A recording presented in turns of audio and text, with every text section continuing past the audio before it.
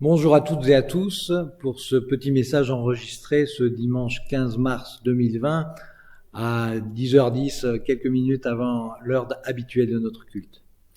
Nous aurions dû nous retrouver ici, toutes générations confondues, comme nous en avons l'habitude pour le culte des familles, pour prier, pour chanter, pour écouter l'Évangile. Nous aurions dû également tenir notre assemblée générale pour parler de la vie de l'Église et lire le conseil de paroisse, nous réjouir ensemble de tout ce que nous vivons au fil de l'année. Comme vous le savez, l'épidémie que connaît notre pays, avec beaucoup d'autres, est venue bousculer tous les événements rassemblant du public. Et du coup, il nous faut nous montrer solidaires les uns des autres, respecter les conseils sanitaires des autorités compétentes, faire notre devoir de citoyen, notamment en allant voter, et en même temps imaginer d'autres manières d'être en lien les uns avec les autres, par téléphone, par vidéo, par la prière aussi, bien sûr, dans ce temps de carême où nous sommes invités à nous recentrer sur l'essentiel. Dans l'évangile qui était proposé pour ce jour, Jésus s'entretient avec une Samaritaine et lui dit d'ailleurs que peu importe en fait le lieu où l'on prie Dieu, que ce soit à Jérusalem, sur le mont Garizim, au grand temple ou à l'espace Bancel, dans sa chambre ou dans sa cuisine, ce qui qualifie l'essentiel de la prière, du culte, c'est d'être vécu en esprit et en vérité.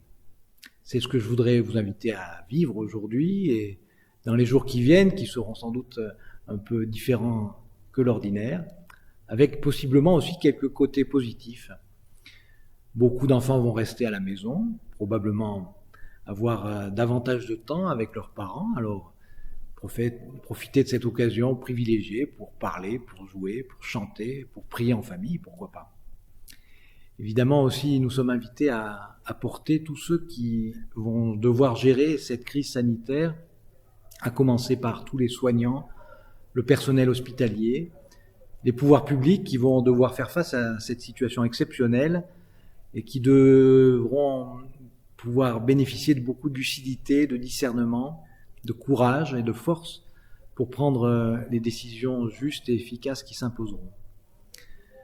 Nous pouvons demander à Dieu de leur donner et de nous donner cette paix qu'il promet à tous, en portant aussi dans notre prière ceux qui vivent cette situation avec une certaine angoisse pour leur santé ou pour la santé d'un proche, ceux qui sont dans l'inquiétude face aux multiples difficultés que cette crise suppose en termes de déplacement, d'activités économiques réduites, etc. Nous pouvons prier Dieu, méditer sa parole, tout aussi bien à Jérusalem que chez nous. Nous pouvons certainement vivre aussi un temps privilégié de tête à tête avec le Christ dans notre salon comme au puits de Jacob, là où Jésus justement rencontre cette Samaritaine. Vous trouverez l'histoire de cette Samaritaine dans l'évangile de Jean au chapitre 4. Chapitre 4, c'est juste après le chapitre 3, qui raconte un autre tête à tête avec un certain Nicodème. Je me permets de mettre ces deux rencontres en relation, non seulement parce que l'Évangile les situe quasiment à la suite l'une de l'autre, mais parce que de bien des manières, ces deux rencontres peuvent se lire en écho, en miroir, et nous proposent des figures quasi inversées.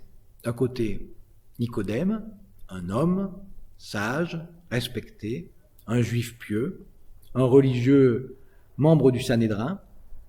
De l'autre côté, la Samaritaine, une femme, certainement pas très bien vue avec ses 5 maris successifs dans une société qui ne tolérait pas plus de 3 unions successives, et qui plus est, une femme qui est une Samaritaine donc considérée comme hérétique du point de vue du judaïsme. Nicodème vient au milieu de la nuit pour rencontrer Jésus, c'est lui qui prend l'initiative du dialogue. La Samaritaine, elle vient au plein milieu du jour et c'est Jésus qui initie le dialogue avec elle.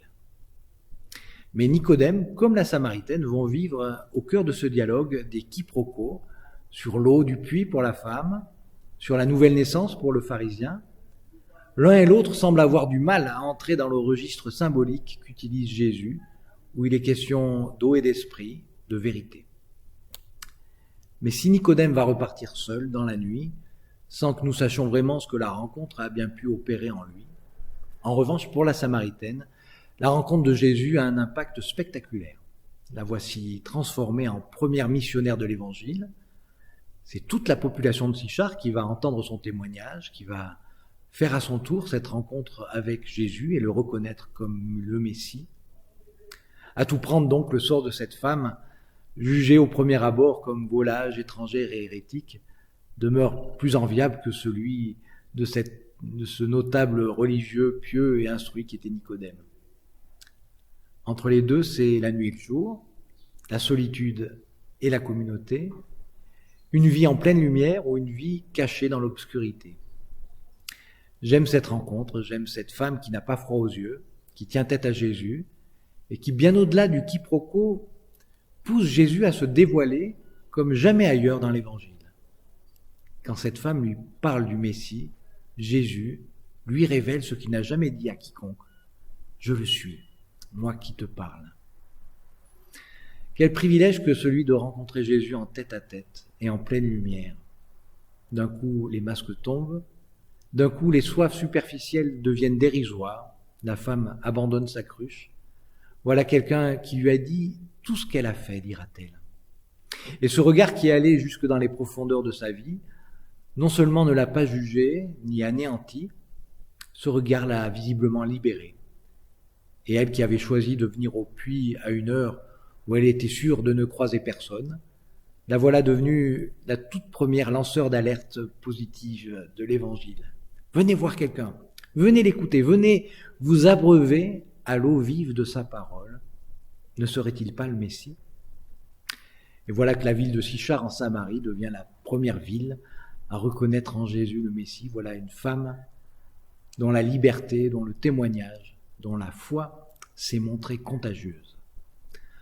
Alors en ce temps où nous sommes invités à nous prémunir de la contamination d'un virus qui peut être dévastateur, en ce temps où, en plus de ce coronavirus, d'autres épidémies peuvent l'accompagner, l'épidémie de peur de manquer qui fait dévaliser les rayons des grands magasins, l'épidémie du repli identitaire, quand l'autre, l'étranger, celui qui croit autrement, le voisin samaritain devient un suspect d'être une menace, quand le virus de la peur de l'autre se répand plus vite que celui de la grippe, il est bon, il est très bon, d'entendre aussi que la confiance peut se transmettre non pas comme une malédiction, non pas comme une maladie, mais comme une bénédiction qui nous libère. Relisons donc l'Évangile. Le Christ nous y attend pour un tête-à-tête. Aucun risque si nous nous approchons de lui. Ce qu'il veut nous transmettre, c'est l'eau vive de son esprit, c'est la vérité qui libère, c'est la confiance qui se multiplie. Alors, bonne lecture, Jean 4, et bon dimanche à toutes et à tous, que le Seigneur fasse rayonner sa lumière sur vous.